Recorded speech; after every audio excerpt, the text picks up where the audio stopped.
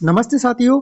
मध्य प्रदेश राजपत्र प्राधिकार से प्रकाशित आज स्कूल शिक्षा विभाग से एक राजपत्र जारी हुआ है, जिसमें 2018 में जो शिक्षक भर्ती के लिए नियम पुस्तिका थी उसमें कुछ परिवर्तन किया गया है।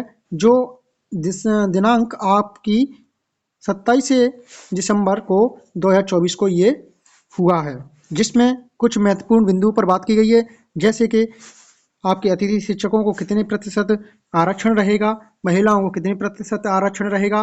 तो अगर बात की जाए तो महिलाओं के लिए और उनके लिए हम अलग अलग से आज आरक्षण के लिए बात करते हैं, सभी के लिए इसमें दिया गया है। और कितना वेतनमान रहेगा तो आज बात करते हैं। आराम से आप वीडियो को पूरा एंड तक देखें, सारी जानकारी आपको यहाँ मिलेगी। Thank you. आगे बढ़ते हैं और चैनल को सब्सक्राइब करें, जिससे कि आपको इसी प्रकार की जानकारी मिलती रहे। धन्यवाद। आगे बढ़ते हैं। तो हम इसमें दिया गया है कि जो आपका जो 2018 की प्रक्रिया थी, मैं शॉर्ट में चलता हूं जल्दी से कि क्योंकि इसमें बताने में काफ़ी टाइम लग जाएगा। 2018 की जो नियम पुस्तिका में संशोधन किया गया है, जिसमें कि अब शिक्षक पात्रता परीक्षा को एक पात्रता परीक्षा तथा चयन परीक्षा को चयन परीक्षा के नाम से जाना जाएगा। आगे बात करते हैं, इनमें यही दिया गया है। और बात करते हैं आपको महत्वपूर्ण बिंदु की तरफ से, जिसके अतिथि शिक्षक भाई हमारे बहुत दिनों से इसके बारे में लगे हुए थे। यानी आपकी बात की जाए तो महिलाओं के लिए सभी परीक्षाओं की जो कुल परीक्षा होगी उसकी सभी परीक्षाओं के लिए 50% अंक प्रदान किए जाएंगे, जिसमें 50% जो आपकी सीट होंगी वो महिलाओं के लिए प्रशिक्षित यानी आरक्षित होंगी। और भूतपूर्व सैनिकों के लिए आपकी 10% आरक्षित किया जाएगा। और आगे बढ़ते हैं, दिव्यांगजनों के लिए यह प्रावधान किया गया है, जिसमें 6% दिव्यांगों के लिए आरक्षित रहेंगी। इसमें 40% का जो आपका कोटा है वो आपका होना चाहिए, यानी जो 40% दिव्यांग होंगे उनके लिए आरक्षण 6% रहेगा। जो कैटेगरी बाय ये आरक्षण जैसे नहीं रहेगा कि 6% पूरी कुल सीटों में से, यानी कैटेगरी जो होंगी उसमें से 6% आरक्षण मिलेगा। ठीक है, जैसे जनरल वाले को जनरल से और ओबीसी वाले को ओबीसी से।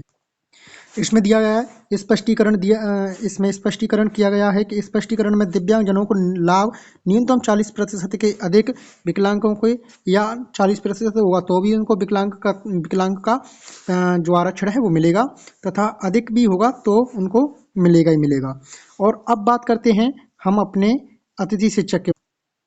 अतिथि शिक्षकों के लिए प्रावधान किया गया है कि सीधी भर्ती के लिए शिक्षकों के रिक्त पदों, यानी सीधी भर्ती के लिए रिक्त पदों के प्रवर्ग के कुल उपलब्ध पदों में से 50% अंक अतिथि शिक्षकों के लिए निर्धारित किए होंगे। इनकी न्यूनतम 3, इसमें यह एक जो योग्यता होनी चाहिए वो क्या है कि 3 सत्रों में न्यूनतम 200 दिवस के मध्य प्रदेश में कार्य किया गया हो।